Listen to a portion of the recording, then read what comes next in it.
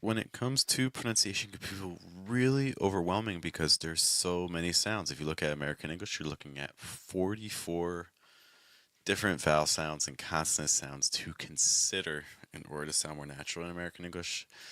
So, I do have some good news though. I don't think that we have to let that overwhelm us because the truth is, if we can get comfortable with a single sound, that can be immensely helpful for us moving forward as we study other components of American English. And I'm going to show you why that is. Good morning, guys. Good evening. Good afternoon. Welcome to your daily American English pronunciation show, which is Wake Up American. We're here Monday through Friday, generally between the hours of 7 to 8 a.m., to make sure that you can get in your 5 to 10 minutes of pronunciation practice for today because that is what it takes. It takes showing up for yourself in a consistent way, just like we try to show up consistently for you. When I say we, I mean me. Hello, my name is Geoff. It rhymes with breath. That is one of the 4 keys to a natural sound in American English, including placement, pitch, breath, trying to weaken your consonant sounds in order to strengthen your vowel sounds. We got Emmanuel hanging out with us today. Good to see you. And we have you. So thanks for being with us as well. Why do we really just need to focus on a single sound? What's up, the Ganchi? We need to focus on a single sound because if we can get that right, we can carry over whatever we're doing for that sound to others that maybe we find more difficult. Okay. When I'm working with students, that's actually one of our first things. So the thing I usually do with students, I kind of walk through the process. Student signs up for class, we take a pronunciation test. After a pronunciation test, our goal is to try to find that one sound that we feel a little bit more comfortable with. A lot of times it may be an ah sound. That's a sound that most of our languages share. Whatever language you speak, in the language that I speak, English, most, like 99% of languages have an ah sound.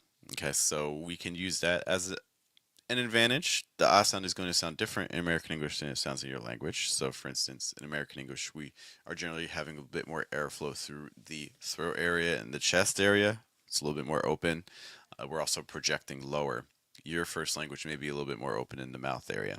Okay, but in American English, the sound is going to be more like an ah, ah. Okay, so let's just kind of practice some things to see if you're able to get that sound right. If that sound doesn't work for you, that's okay. We'll try another sound as well before we head out. Hello also to Kaida for being with us. Great to see you. Okay, so for this ah sound, just maybe before we even do anything, we just kind of need to get some breath work in. So I want you to take a nice big breath in through your nose and then breathe out through your mouth. So again, breathe in and then breathe out through your mouth. That was nice. Let's do that one more time. So breathe in through your nose and breathe out through your mouth.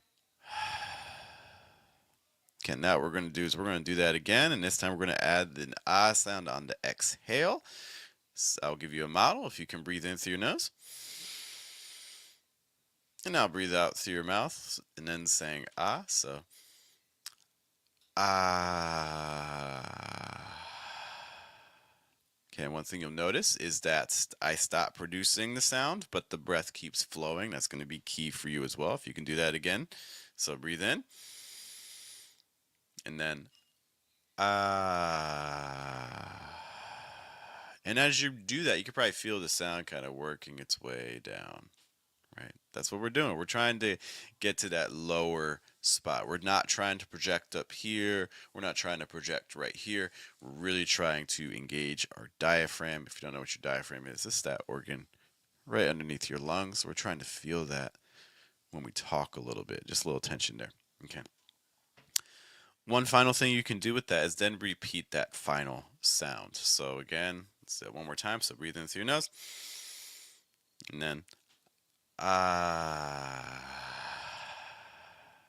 Okay, and then what we're going to do is repeat that final sound. So ah, ah, ah, ah.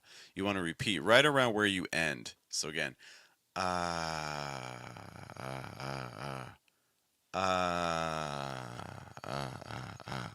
Okay, so that's an example. A final, another. Let's do one other sound because maybe that ah sound you're like, I feel my placement's high or I feel a little tight.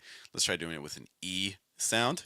Okay, so same idea. Breathe in through your nose, and then e. See how it moves down? Make sure breath keeps flowing even after you finish the sound. Can you do that again? E. Okay, now we're going to do the repetition of where we end. Okay, so breathe in through your nose. E.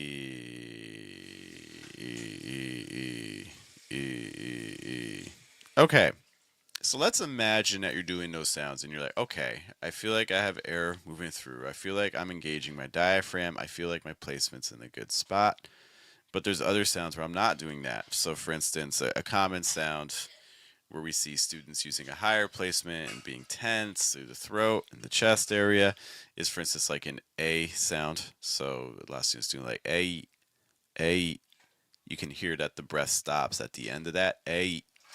You can also hear that I'm projecting higher. For instance, I would normally say that's A, A. Hear a different A, A, A, A. You really hear the difference in breath and airflow there. Okay, so if we feel comfortable with an ah sound, then maybe we can try to carry that over to an A sound. Okay, so for instance, let's just do our ah sound again. So breathe in. Ah. And then what we're going to do, just add the repetition. Ah, ah. And now what we're going to do is we're going to do the repetition, but this time we're going to alternate between saying an ah sound and an A sound. And our goal is to try to keep the projection at the same spot. Don't go up just because you're doing A. Okay. To give you a model. Ah, ah, A, ah, A, ah, A, ah, A. Okay, let's do that again.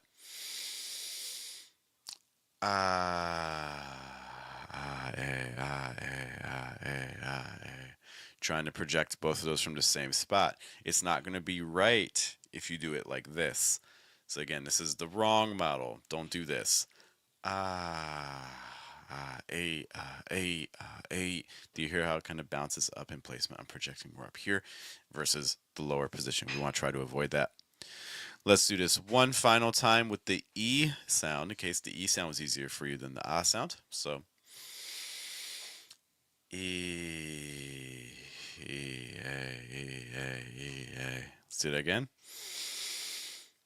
E, E, A, E, A, E, A. Okay. Not only can you do this for individual sounds, but you can even do this for words, or you could do this for entire sentences as well. Okay, to give you an example, maybe introduce yourself. Let's start off with the ah sound, and then we'll add a little sentence. Okay, so my name is Geoff. Again. My name is Geoff. Versus my name is Geoff.